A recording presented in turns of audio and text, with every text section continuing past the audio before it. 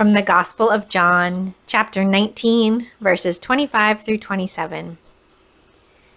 Meanwhile, standing near the cross of Jesus were his mother and his mother's sister, Mary, the wife of Clopas, and Mary Magdalene.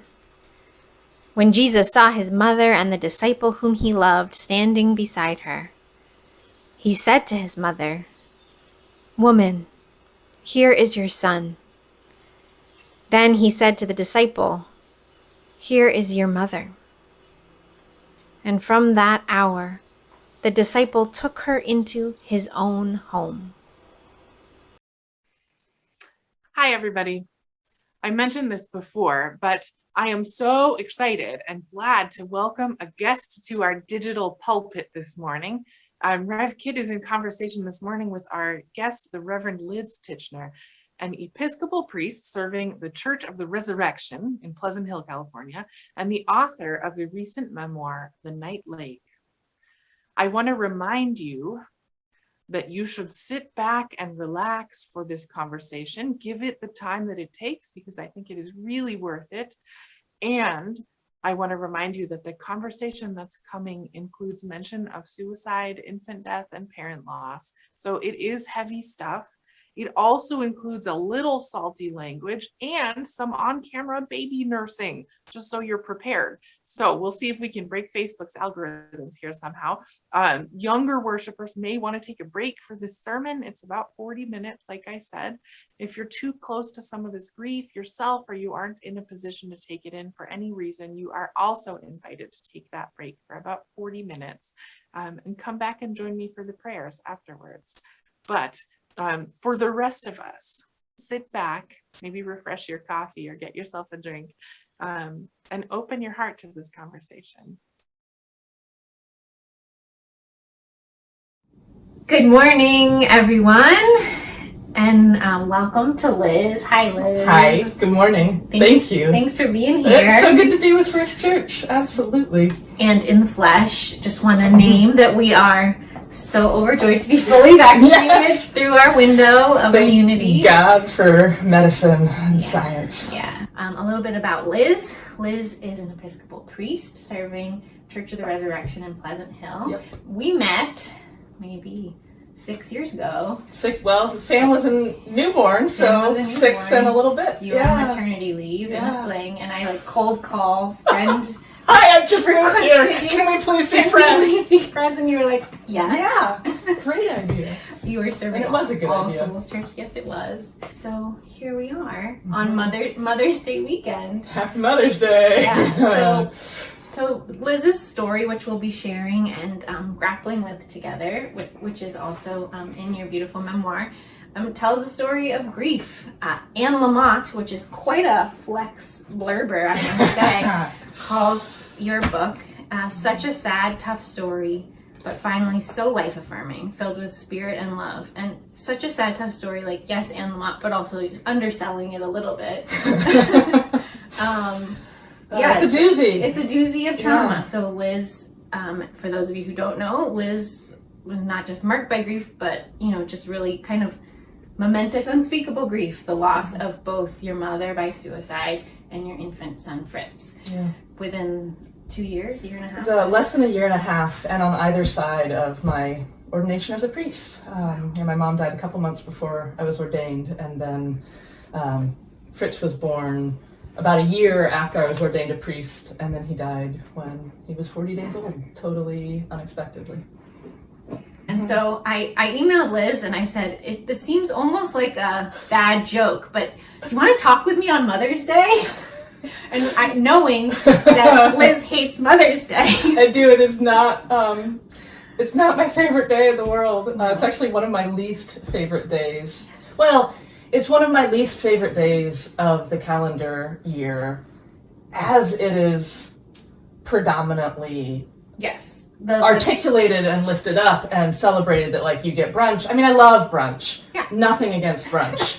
But, I love flowers. I love chocolate. I love all these things. All the component parts solid. And my general experience, and, they're great intentions. I appreciate them from many people. But so often it's this day of a very narrow band of understanding of what it means to be a mother, what you can and should be as a mother, that being a mother is the ultimate expression of being a woman. Right. It has lots of binary gender stuff going on. And that it's just this straightforward, very good thing. And I call bullshit on all of it. It's just, I love being a mom. I have 3 kids. Yes. I have a 9-year-old daughter. I have Fritz, who died as an infant, and I have a 6-year-old Sam. And I love being a mom. And it's freaking hard, and it's loaded and complicated and exhausting and wonderful and mysterious. And there are so many good ways to be a human being, to be a female human being. To show mothering love. Yeah. To experience mothering love. Mother's Day is historically like a high attendance Sunday because everybody's mother guilted them. Command performance. Sure. What do you want for Mother's Day? I want you to come to look church. nice and sit next to me in that pew. And this hopefully, this is gonna be a counterweight and hopefully a gift to everyone for whom mothering is complicated, which is probably everyone. Actually, all of us. Everyone. Whether we're mothers, whether we have mothers. Yes. Whether our relationship with our mothers was wonderful or complicated or non-existent. Yes. It's this force that is present, and I think we need to reckon with it. Throughout your story unfolding, you share, I think, with a lot of humor and playfulness and snark sometimes, appropriate snark, like the really helpful and the really not helpful things that people have said to you. There's a wide range. Oh, so many. We can't touch on all of them, but one that really struck me was how many people say, and I know I say this and probably have said to you, I cannot imagine. Mm-hmm. I can't even imagine. And that's an okay response. I mean, there's something in that of like, your grief is your own and I'm not pretending that I know what it's like. But you tell the story of one friend who says to you something like, Liz, and this is in the months after Fritz's death, I've been trying to imagine. I've been really trying, and it's so hard, or I don't know what it didn't even matter what the second part of the sentence was. But she was trying, And I know that I said that too. I'm sure that I have said that. I don't know how many times before I went through all this. Yes. And I think that my sense is that it, I think, is born out of this, this attempt to respond to where someone is without saying, I know just what you're going through. Let me tell you, I went through something so similar. I know just exactly what you're feeling, which is obviously not possible. Maybe it was something similar. Maybe it was, textbook, the same thing. Sure. It's still not going to be the same. Right. And so I appreciate trying to eradicate that from our collection of responses. And it felt so often really isolating.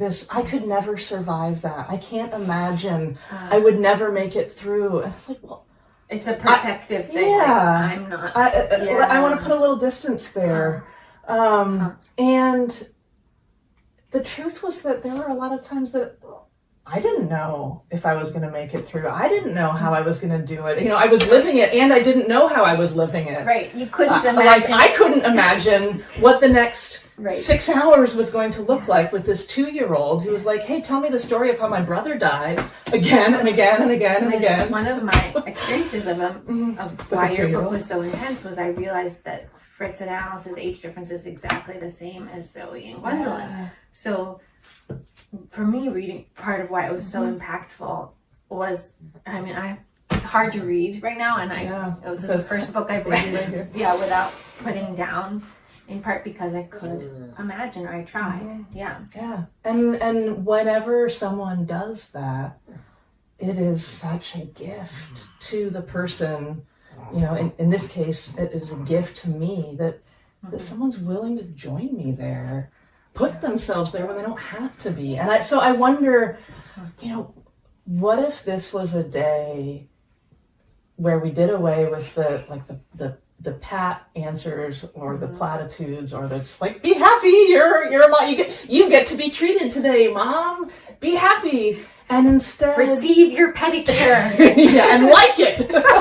Damn it! What if instead this was a day where we tried to imagine how others were living this? Tried to imagine what it's like for a friend who has been trying and trying and trying to have a kid and it hasn't happened, or who had a kid and made the beautiful and difficult choice to place that child for adoption, or has an awful toxic relationship with their mother, or cherish their mother and they've died, or just lost their child to police violence or addiction, or just really tired.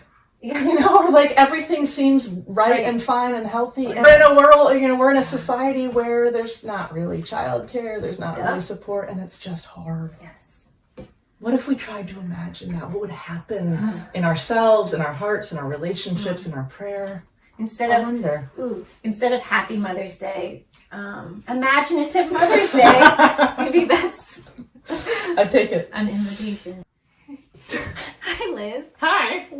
I think that the frame will have switched places, which is actually thematically great for around imagination. Whoa. Yeah. Like and imagining yourself in rolls. each other's place. My phone ran out of storage, so we've graciously switched to Liz's for filming. Hello, and we may have a guest as well. Hey, sweet baby.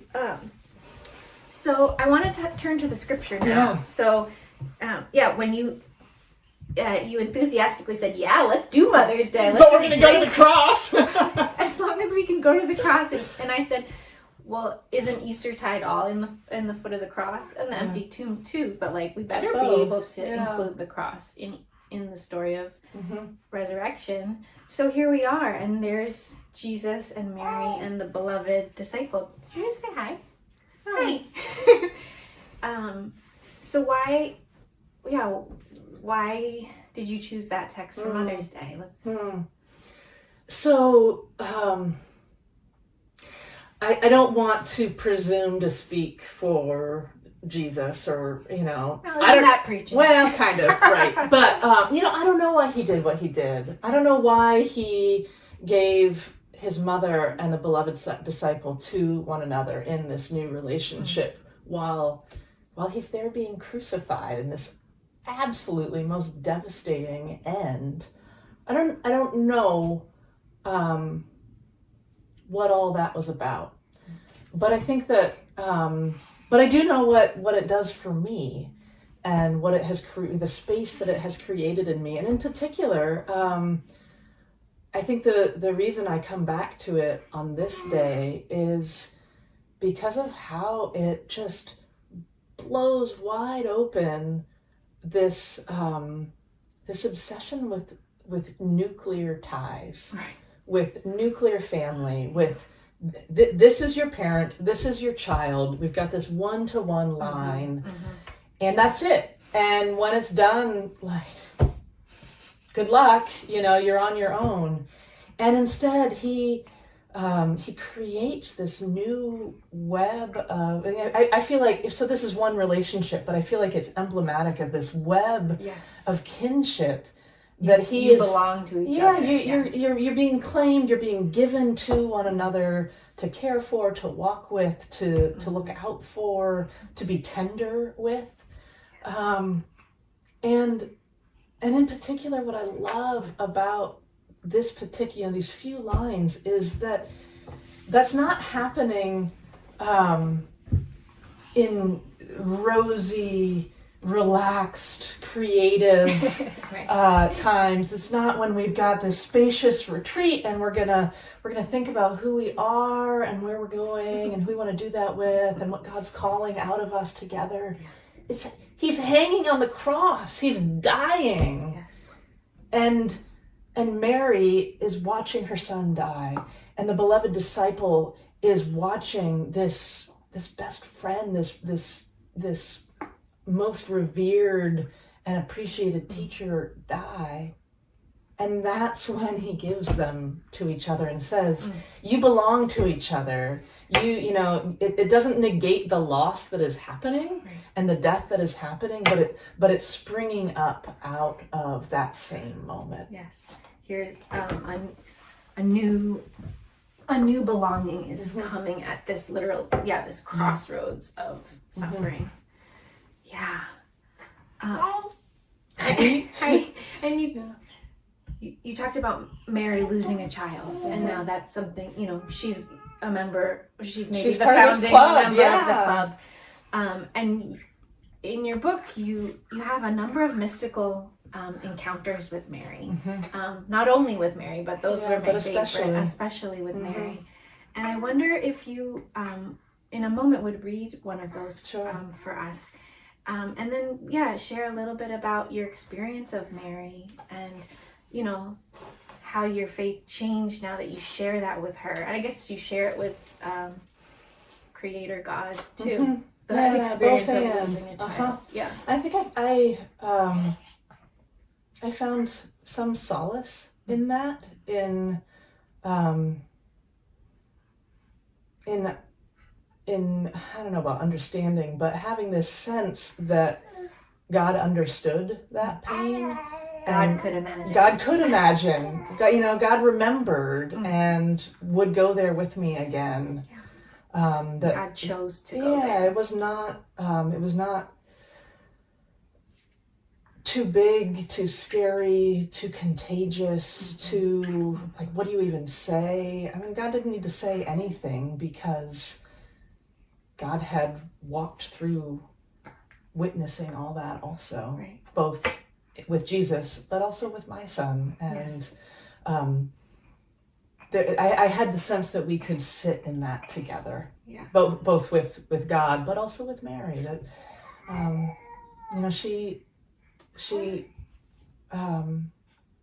she got that story. Yeah. Held you all, including Fritz. Yeah.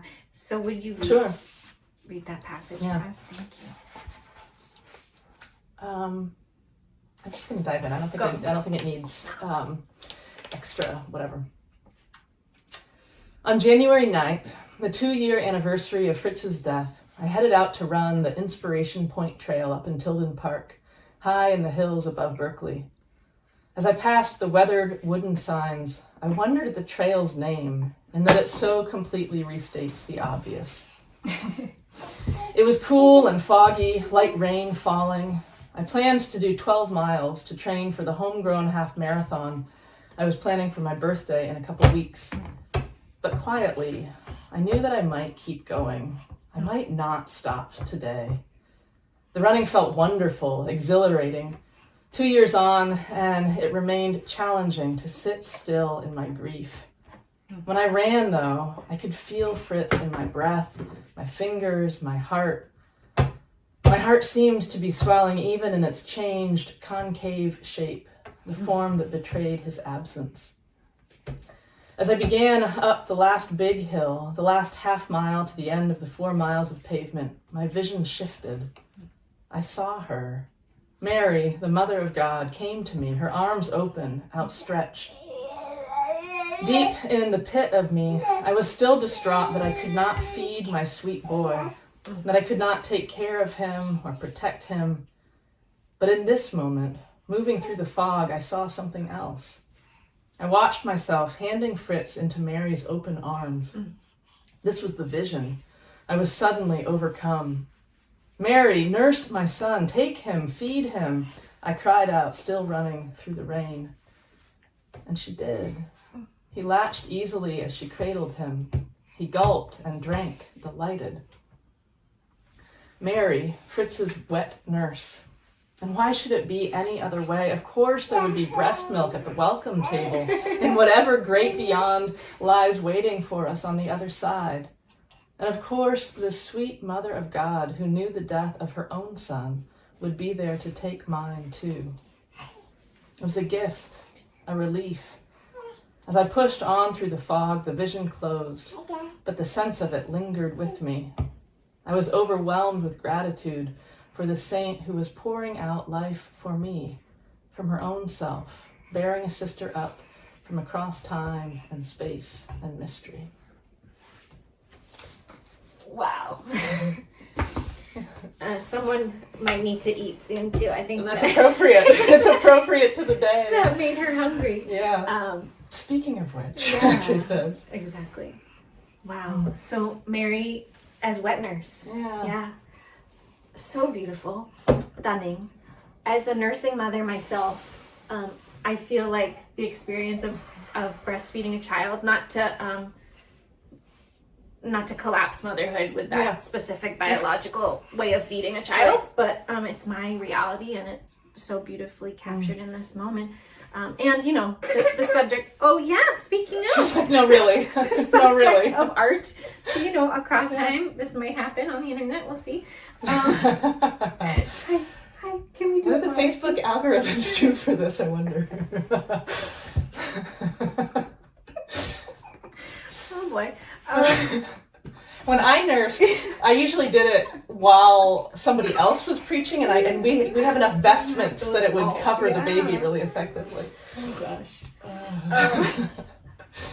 I don't mind. You know. It's all good. It's part of creation. It is. And okay, so nursing is both a very like mammalian act, right? Like the orca, and you know, it connects us to all kinds of animals in the kingdom. Yeah. But it's also, you know, what does it teach us about God, about Mary, about sacrifice? There's another. This is a bit of a spoiler, but a stunning moment near the end of your story, where you offer a sacrifice of your last milk after finally finishing nursing your last child on Fritz's grave, on the tree where his ashes were buried. There, yeah. Which to me brought me to the end of the Grapes of Wrath. I mean, it's this beautiful moment of kind of redemptive, sacrificial offering. Okay, that's a lot. What does breastfeeding teach us about God? Oh, what a wonderful question. We're gonna try, or we may pause the video. That could work too. Okay. Or maybe I'll just scoot up while you talk. Okay, there we go. That'll make it easier for the algorithms. Yeah. What does breastfeeding teach us about God? I will just also add that you happen to have been a prolific, like nursing. It was sort of my superpower. Yes. I had a lot of milk. You fed like 10 babies, like a an lot entire of babies. Class of children. Otherwise, my babies just threw up everywhere all the time. I was just drenched. I was in seminary in Berkeley when my eldest was born, and people still razz me about it. There was just puke everywhere. Yes. Until I discovered that actually, if I gave half of it away, then we were all fine and happy. And so that was a really big part of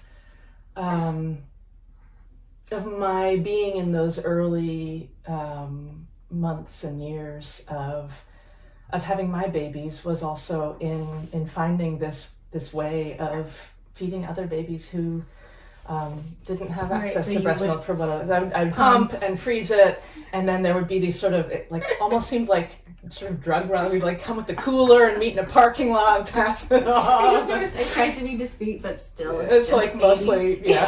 Just gonna come back. Great. It's all good. I think some of what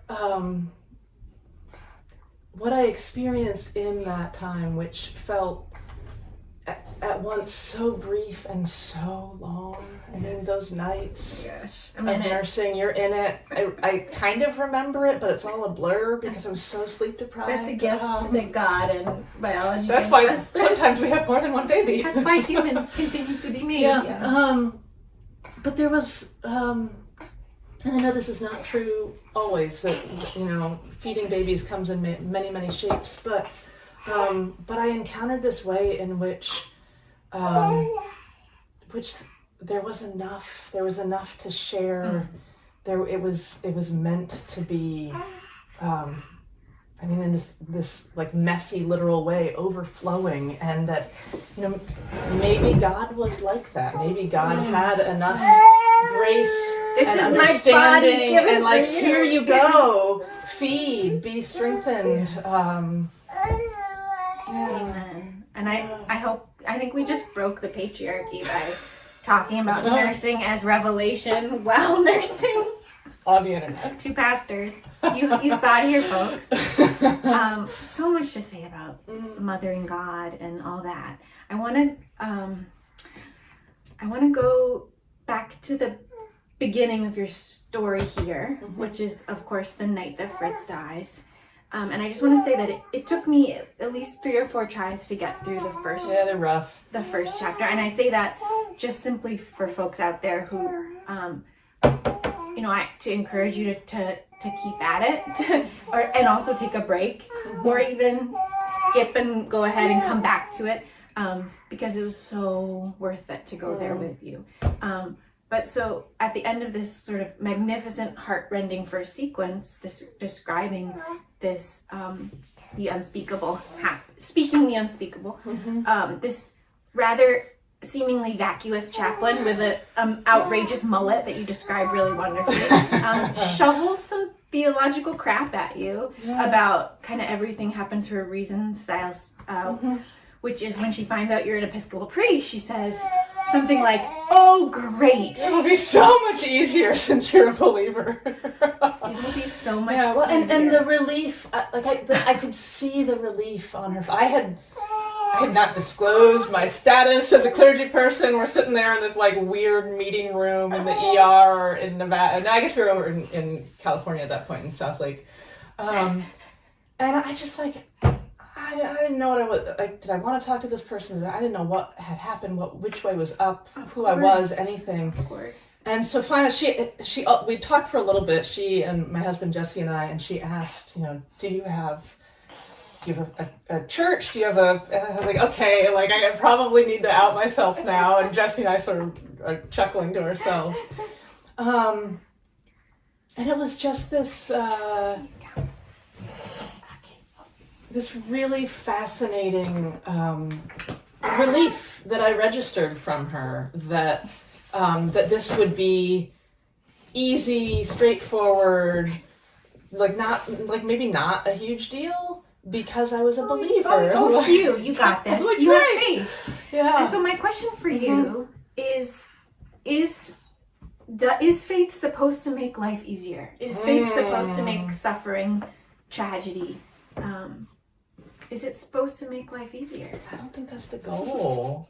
Which is maybe really disappointing. We come in these outfit. I mean, it's not the only reason people show up, but it's sometimes why people walk through these doors or, click on the live stream right now.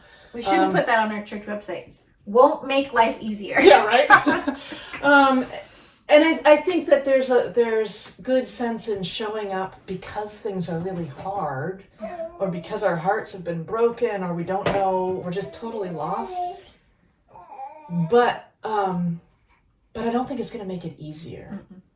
I think if anything, it demands more of us. It calls us to a kind of raw honesty and grappling and digging in this deep work together. It's easier not to imagine. Yeah. And yes. I mean, there are so many ways that, moment by moment, day by day, I think plenty of this would be easier without that faith that calls us into more life, into deeper relationship, into feeling more fully. Yeah, to being fully human, fully alive, which actually holds all of this. And yet, this faith life community comes with companions. Yeah. Well, and that's where, I don't know if it makes it easier, but it makes it possible. It makes lonely. It livable. Yeah. It makes it actually really beautiful. Survivable.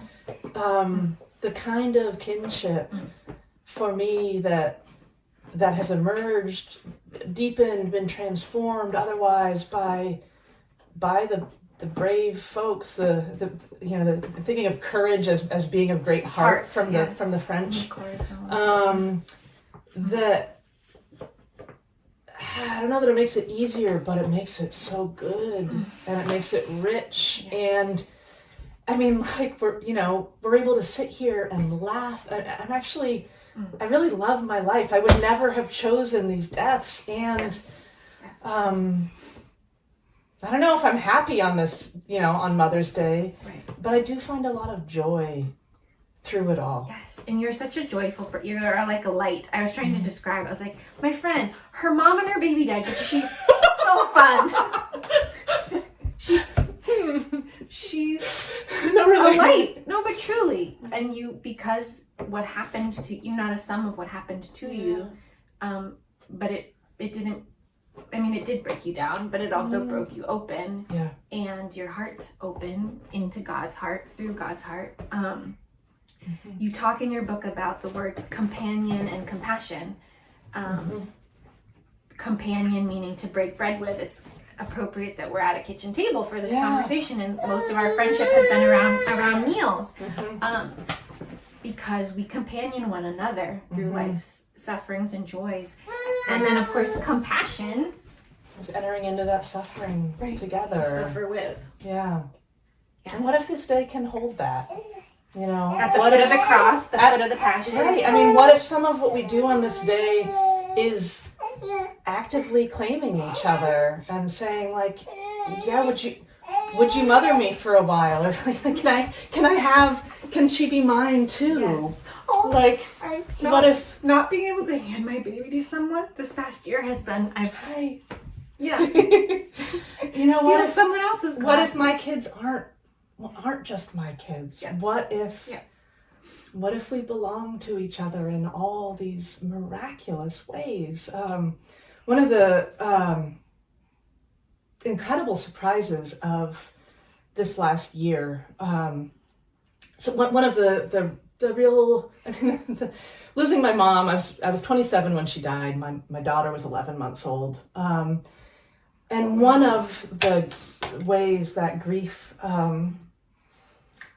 took hold for me was knowing that this daughter and any other kids that I had would not know their grandmother themselves. Yes. You know, like, I show them pictures, I tell them stories, I share in here how I collected toys and gifts and things. And actually just a little bit ago, my son Sam, who's 6, this is when we were cleaning out my mom's house after she died. I just threw all these things that I thought might be gifts at some point for my daughter and theoretical children into a tub. Right. We pulled them out on their birthdays, and my son Sam said, I don't know, a couple weeks ago, he said, hey, I never got a present from Grandma Susan at my birthday. Like, what gifts? And I was like, oh, shoot, I forgot. Sorry. There's a lot going on. And he said, well, what if I get a present from her on her birthday, which was just a little bit ago? And so, sure enough, I went into the bin, and there was a book on snakes and reptiles and stuff. I was like, yes, we just seen a rattlesnake. It was perfect. But they don't, so they get glimpses of her, but they don't get to know her, and they don't have this second grandmother. Right. And early on in the pandemic, when we thought it was going to be a month without childcare. Remember that? A close friend of ours from college, she's, I don't know, maybe 4 or 5 years younger than us, than me and my husband. She said, she lives in Pennsylvania, Philadelphia, and she said, I would like to set up regular FaceTime dates with Sam and Alice. And she has. She's spent time with them every week. Sometimes more, sometimes less, sometimes every day, depending on what's going on. She knows them. We've been homeschooling because Zoom was a disaster. She's one of their adjunct professors, they call her. That's amazing. Also, side note, I bow down to you. Currently the main unit is creating mud balls, so, That is a curriculum. But they're getting really good at it. But what I realized this spring, it just clicked for me, and in part in thinking about this passage, that she is their surrogate grandmother. She's 30, I don't know, I think she's 30. I think she just turned 30 this year. Beautiful. And she shows up for them in the same way and consistency, with the same tenderness and care that their living grandmother does. They have Nana and they have Karen, and Karen's their 30-year-old grandma, but she's not an auntie. It's something else entirely. Right. And I love it, and I don't know that I would have had the wherewithal to ask for it. She claimed my kids. Yeah. They belong to her. And Here is your kids, here is your grandma. exactly. Yeah. And it's just straight miracle. Yeah. Wow. Companions, so bread, right? You are an Episcopal priest, so you know a little bit about bread and sacrament and the sacredness of breaking bread together. I got to do it with my congregation. We had our first hybrid service last week. Wow. And I broke an actual loaf. We're good. I broke bread with them for the first time last Sunday in all these months, and it was just, I almost couldn't speak. Yeah. Tasting grace and the alchemy of the spiritual alchemy that happens. There's a passage somewhere in the nearer to the beginning where you are baking bread the morning of Fritz's funeral. You're baking bread and weeping into the batter.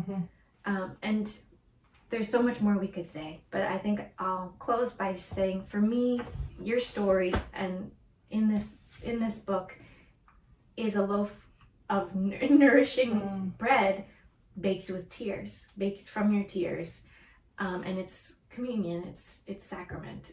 So thank you. So I invite you to maybe close our time by reading that passage. Thanks. I'm not giving you baby back. No way. She's mine.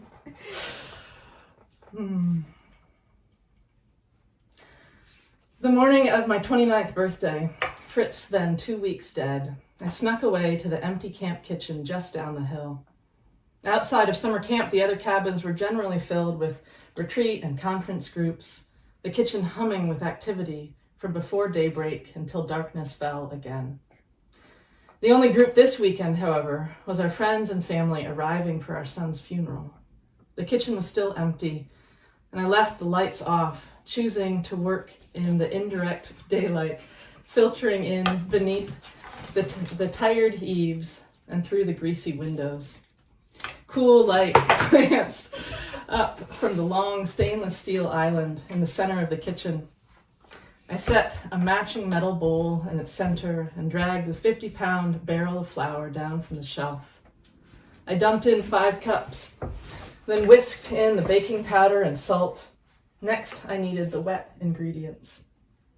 But first I paused, cradling the chilled sides of the bowl in my open palms. I looked down, and all I could see was ash. I was baking communion bread for the funeral Eucharist. It was a recipe I'd used countless times, but this time it looked like I would be kneading bread I would be kneading bread out of dry, lifeless ash.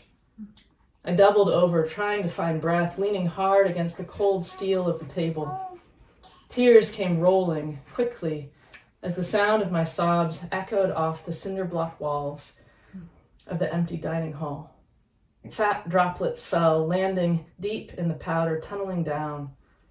It was all so wrong and yet so true, making bread from a broken body, bread that tomorrow we would break in the hope of being made whole.